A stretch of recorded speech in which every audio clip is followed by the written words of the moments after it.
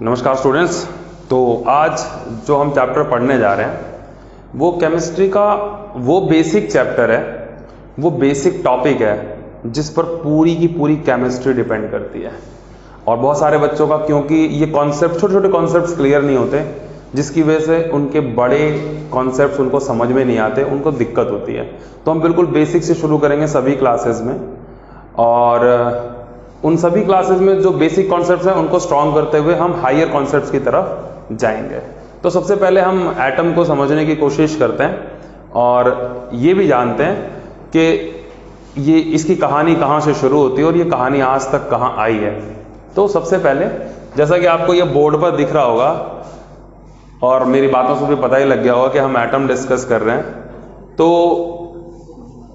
सबसे पहली बार इतिहास में जो संकल्पना है, जो कॉन्सेप्ट है एटम का, वो महर्षि कणाद ने दिया भारत में, और उस पर बहुत सारी बातें आई। पर ये एटम की जो सोच है वो कहाँ से आई, मैं इसको एक बहुत छोटे से एग्जाम्पल से समझाता हूँ कि हम सबने बचपन में सोचा होगा किसी भी चीज को उठाकर कि जो मैटर या पदार्थ जो हमारे हाथ में है उसकी सबसे छोटी इकाई कौन सी है, या इन सिंपल टर्म्स जैसे ये पेन है मेरे हाथ में, अगर मैं इसके 2 टुकड़े करूं तो आधा हो जाएगा, सिंपल है।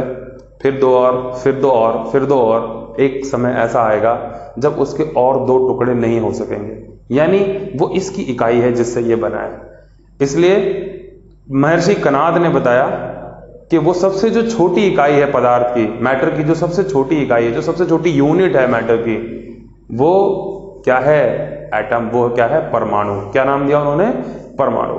बाद में जो यूनानी सभ्यता के जो ग्रीक जो साइंटिस्ट हैं, उन्होंने mister Dalton, John Dimitri Dalton, उन्होंने बताया कि मैटर की जो सबसे छोटी यूनिट है, the smallest unit of matter is atom, which is indivisible and which takes part in a chemical reaction. तो और लास्ट पॉइंट में डाल्टन ने यह बताया कि जो एलिमेंट्स हैं डिफरेंट एटम्स के, जो डिफरेंट एलिमेंट्स के जो एटम्स हैं उनकी प्रॉपर्टीज भी डिफरेंट होती हैं। यहाँ प्रॉपर्टीज से उनका कहने का मतलब था फिजिकल और केमिकल प्रॉपर्टीज, जैसे एटॉमिक मास, या वो कैसे दूसरे एटम्स के साथ रिएक्ट करते हैं। हालांकि हमें उस समय तक एटम के बारे में और ज़्यादा चीज़ें नहीं पता थी, और ये एक थियरी थी, इसके प्रैक्टिकल या एक्सपेरिमेंटल प्रूफ्स हमारे पास नहीं थे, डाल्टन के पास भी नहीं थे। बट इस थॉट ने, इस थियरी ने एटम की खोज में एक क्रांतिकारी गति, एक स्पीड ला दी। और उसके बाद जो हुआ, मैं उसकी आगे की कहानी आपको बताता हूं कि कैसे हम एटम से इलेक्ट्रॉन, प्रोटॉन, न्यूट्रॉन तक पहुंचे, और जो भी हम मॉडर्न एटॉमिक थ्योरीज आज उपयोग कर रहे हैं, जिनके आधार पर, जिनके बेसिस पर हम बहुत सारे केमिकल्स बना रहे हैं, केमिकल्स की प्रॉपर्टीज बता रहे हैं, और उनसे और नई संभावनाओं की, अपॉर्चुनिटीज की तलाश कर रहे हैं, वो पूरा वहां तक हम कैसे आए मैं वो आपको बताता हूं। तो आपको ये भी समझ में आ रहा है that how important this is to understand atom and for the future of human beings. So now एक एक्सपेरिमेंट हुआ, ये वो मैं आपको वो बता रहा हूं बस जो इंपॉर्टेंट है। बहुत सारी कहानी गाथा गाने से कोई फायदा नहीं है, वो चीजें जो इंपॉर्टेंट हैं, जो समझने के लिए जरूरी हैं और जो बताई गई। तो सबसे पहले हम यहां पर बात करते हैं ग्लास ट्यूब एक्सपेरिमेंट की। इसके बिल्कुल बेसिक पॉइंट्स को हम सीखेंगे, ये सिलेबस से 11th में हटा दिया गया है। हालांकि ये 9th के बच्चे के लिए भी इंपॉर्टेंट है, 10th के लिए भी, 11th के लिए भी और 12th के लिए भी, जो भी केमिस्ट्री पढ़ते हैं उन सब के लिए इंपॉर्टेंट है, बेसिक है। तो ग्लास ट्यूब एक्सपेरिमेंट में ये आपका कैथोड है, ये आपका एनोड है, और इसमें वैक्यूम क्रिएट कर दिया गया, यानी इसकी एयर भी निकाल ली गई। इसमें जो हवा भी थी वो भी इस ग्लास ट्यूब से निकाल ली गई, और बहुत हाई इलेक्ट्रिसिटी जो है वो इसके थ्रू पास की गई। ठीक है, बहुत हाई प्रेशर पर भी। तो जब ऐसा हुआ तो इस एक्सपेरिमेंट के दौरान देखा गया कि कुछ रेस कैथोड से निकलकर एनोड की ओर आ रही हैं। अब क्योंकि ये रेस कैथोड से निकल रही थी, इसलिए इनका नाम कैथोड रेज रख दिया गया। क्या रख दिया गया? Cathode rays. अब ये कैथोड रेज हमारे सामने थी, तो सवाल ये उठते हैं कि इनके बिहेवियर क्या है, इनकी प्रॉपर्टीज क्या है, हम इनके बारे में जानना चाहते हैं। तो मैं बताता हूं कि विज्ञान कैसे काम करता है।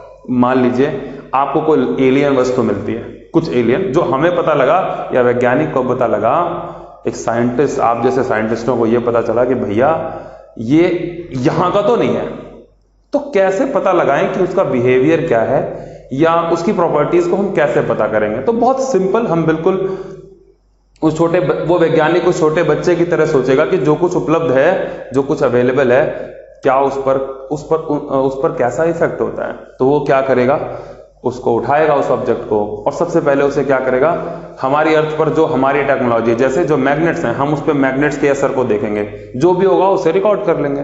फिर हम क्या करेंगे, उस पर इलेक्ट्रोमैग्नेटिक यानी इलेक्ट्रिक इफेक्ट को देखेंगे और जो रिजल्ट होगा उसे रिकॉर्ड कर लेंगे। देन इलेक्ट्रोमैग्नेटिक एक साथ इफेक्ट को मेजर कर लेंगे।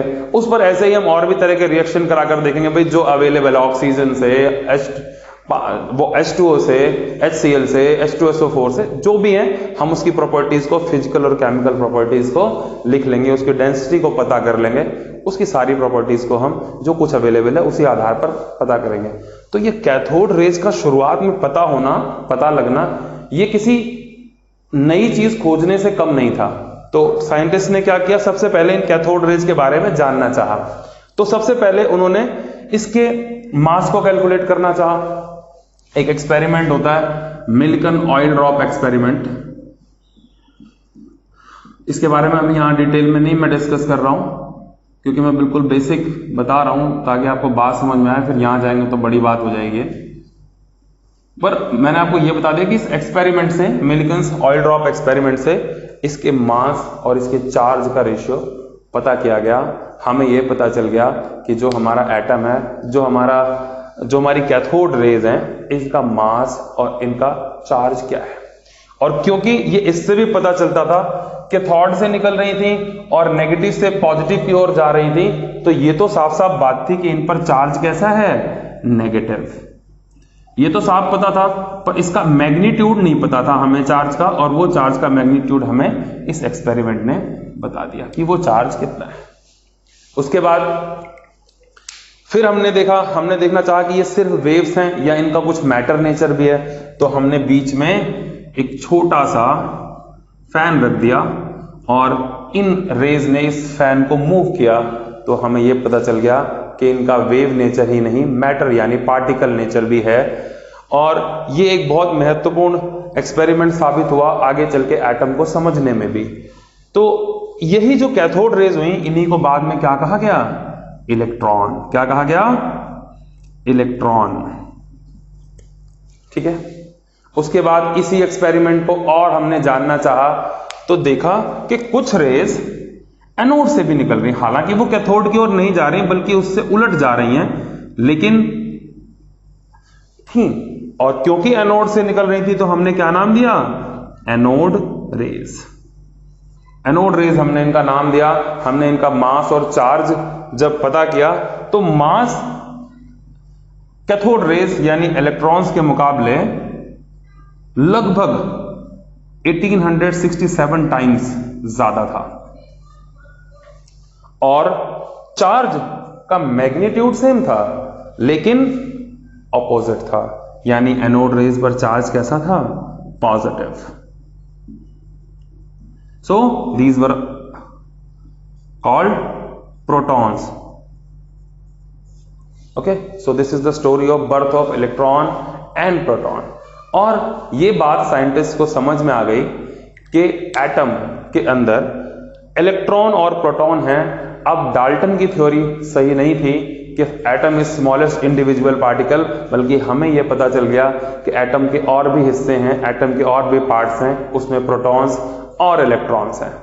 अब अगली कहानी शुरू हुई, सवाल, और एक सवाल का आप जवाब देंगे तो विज्ञान आपके सामने 100 सवाल और ले आएगा, और उन सवालों के जवाब ढूंढने से ही साइंस आगे बढ़ती है। और वही हुआ भी।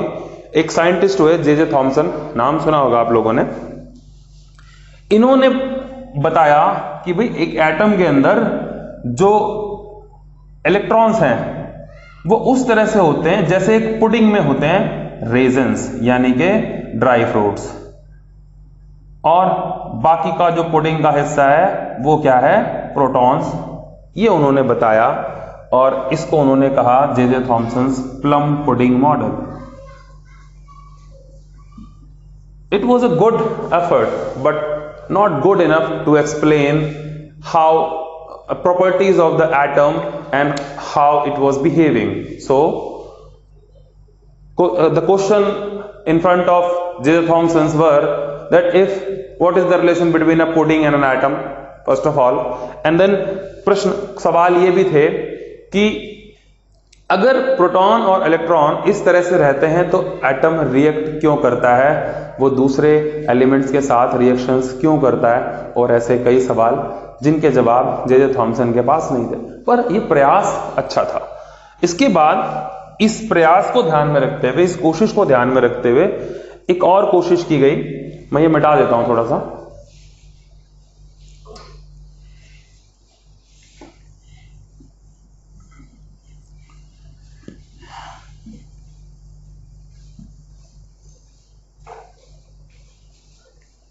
चलो,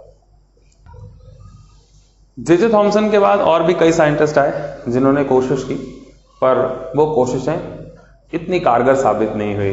फिर एक और जो बहुत महत्वपूर्ण प्रयास किया वो किया रदरफोर्ड ने। किसने? रदरफोर्ड, यही नाम आता है ज्यादा। तो इन्होंने बताया कि एटम जो है, प्रोटॉन उसके सेंटर में रहता है और इलेक्ट्रॉन उसके चारों ओर चक्कर काटते हैं, कुछ ऐसा। और एक 2 डायमेंशनल व्यू उन्होंने एटम का दिया। ऐसे रदरफोर्ड का मानना था, ऐसे जैसे सूर्य के चारों ओर ग्रह चक्कर काटते हैं। अब सबसे पहली बात ये आपके मन में सवाल आएगा कि ये रदरफोर्ड को ये कहां से पता चला। तो एक इससे पहले एक एक्सपेरिमेंट किया गोल्डस्टाइन ने किया, और उसने क्या किया, गोल्ड की एक फॉइल ले ली। ना, गोल्ड से बहुत प्यार था गोल्डस्टाइन को, तो उसने गोल्ड की एक फॉइल ली। फॉइल समझते हो ना? फॉइल का मतलब जैसे आपने सिल्वर फॉइल देखे होगी जिसमें आप अपना लंच लपेट कर लेकर आते हो, रोटियां गर्म रहे ताकि, वो सिल्वर फॉइल होती है। बेसिकली एल्यूमिनियम होती है, बोलते हैं उसको सिल्वर है कलर की वजह से। और तो एक गोल्ड की वैसे ही पतली फॉइल ली, और आपको पता होगा गोल्ड की और सिल्वर की मैलेबिलिटी और डक्टिलिटी बहुत ज्यादा होती है। मींस इनको पीट कर बहुत पतली चादरों में बदला जा सकता है, और डक्टिलिटी तो गोल्ड की इतनी ज्यादा होती है, मैं आपको बता रहा हूं कि 1 ग्राम गोल्ड से हम लगभग 2 किलोमीटर लंबी वायर बना सकते हैं। 2 किलोमीटर 2000 मीटर्स की तार 1 ग्राम गोल्ड से बनाई जा सकती है। तो इसलिए यही कारण था कि गोल्ड की फॉइल लेने का, कि इसको इतना पतला किया जा सकता था कि ऑलमोस्ट वो पूरी शीट ऐसी होती जैसे एक एक एटम एक दूसरे से जुड़ा हुआ। ठीक है, गोल्ड फॉइल लेने का रीजन। उसके बाद यहां पर इस एक्सपेरिमेंट में गोल्डस्टीन ने क्या किया, एक रेडियो एक्टिव मटेरियल लिया और इससे अल्फा पार्टिकल्स को, जिन पर 2+ का चार्ज होता है बेसिकली अल्फा पार्टिकल्स पर, इन रेस को इन्होंने पास कराया उस गोल्ड फॉइल से, और ज्यादातर रेस जो थी वो पास हो गई, ज्यादातर रेस पास हो गई, पर कुछ रेस ऐसी थी जो थोड़ी सी अपने पाथ से डेविएट हुई, और बहुत कम, पर फिर भी कुछ रेज ऐसी थी जो जिस दिशा में गई उसी दिशा में वापस आई।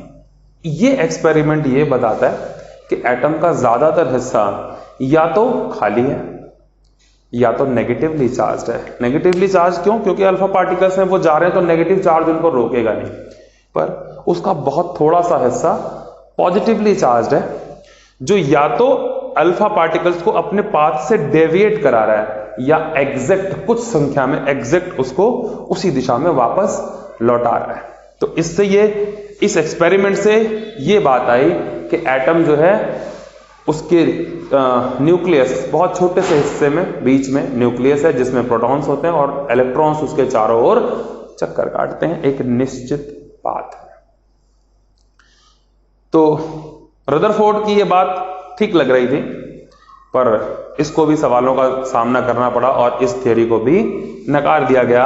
रदरफोर्ड की थ्योरी को भी माना नहीं गया। तो क्या रीजन थे कि क्यों नहीं माना गया? पहली बात, उस समय के वैज्ञानिकों ने यह कहा कि जो सेलेस्टियल बॉडीज हैं, यानी जो हेवनली बॉडीज हैं like sun, earth and other planets, they are very big in size and the forces acting to hold them up are different from the forces acting to hold an atom.